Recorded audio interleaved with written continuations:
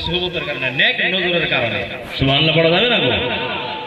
তো আজ আমি যেই টাইমে ছুটো আর যেই টাইমে ছুটো তুমি যে ইসলামী মাদ্রাসাতে পড়াশোনা করি যেই টাইমে ওই টাইমে হুজুরে ছিলেন বালাবাড়ি হুজুরে ছিলেন মাদ্রাসার সভাপতি সাহেব। তো মাঝে মাঝে মজাক করতাম, আমাকে নাতিন বলে ডাকতেন আর মাঝে মাঝে আমি যাইতাম প্রোগ্রামে যাইতাম আর কি হুজুরের সাথে। তো বহুত মজা ঠাটি করতাম, কিন্তু যেই টাইমে আমি এই জায়গাতে আসার পরে এই মাদ্রাসাতে যেই টাইমে আমি এন্ট্রি করলাম পড়ানি আরম্ভ করে দিলাম, কেমন বড় আল্লাহ ওয়ালা। ওই জায়গার ভিতরে যদি বলতাম দাদা এটা খাবার কোন কি ছিল, এই তোরা আর মাঝাত আসলে না, এটা খাইতাম ওটা খাইতাম, কষ্ট করে পড়ো, কষ্ট করে পড়লে সেই ফলটা মিঠা হয়।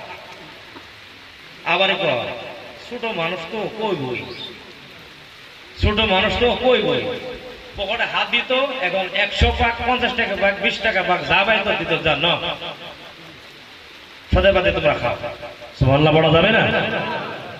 তো এরকম ধরনের ছাত্রদেরকে মায়া মোহাব্বত করতে,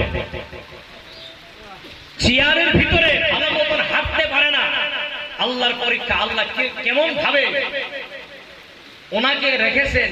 বাড়িতে গিয়েছি আমরা শিক্ষক স্টাফ সহ গিয়েছি বাড়িতে, যাবার পরে খালি এই দিকে হাত দেখে দেখা, খালি এই দিকে হাত দেখে দেখা, খালি এই দিকে হাত দেখে দেখা। তো আমার সঙ্গে লোকবাক মৌলানা নাসির না মৌলানা হাফিজ সাহেব ছিলেন আমাদের, খালি এই দিকে দেখা। বললাম দাদা আপনি কি মাদ্রাসাতে যাবে, তখন মাথা নড়ায় এরকম বাবা না, মাদ্রাসাতে যাব। তো এই জায়গাতে নিয়ে আসলাম, আনার পরে উপরে যাবে ধরে বারান্দাতে নিয়ে গেলাম, ছাত্রদেরকে ডাকতে বলে ইশারা দিয়ে, ছাত্রদেরকে ডাকে, কথা তো বলা যায় না, চোখের ভাষা দিয়ে হাতের ইশারা দিয়ে আমরা বুঝে নিলাম ছাত্রদেরকে ডাকে। ছাত্রদেরকে যেই টাইমে ডাকা হলো দেখা যায় চোখের কোনায় কোনায় পানি দেখা যায়, সুবহানাল্লাহ কি বলা যাবে না গো। এটা তো কোনো ব্যক্তির কাহাওয়াত বলতেছে না, আমাদের নিজের চোখে দেখা কথা। আল্লাহর দরবারে দোয়া করি, এই দরবারকে আল্লাহ কবুল করুক, মাদ্রাসাকে কবুল করুক। আল্লাহ তাবারক ওয়া তাআলা দরবারে দোয়া করি আল্লাহ সমস্ত উলামাদের ইলমের ভিতরে বরকত দান করুক, জোরে বলেন আমিন, আর চিল্লা বলেন আমিন। আল্লাহ তাআলা দরবারে দোয়া করি আল্লাহ তাআলা হুজুর আব্দুল আওয়াল রহমাতুল্লাহি তাআলা আলাইহি তিনার দরাজাতকে আরো বুলন্দ বালা করে দেন, জোরে বলেন আমিন।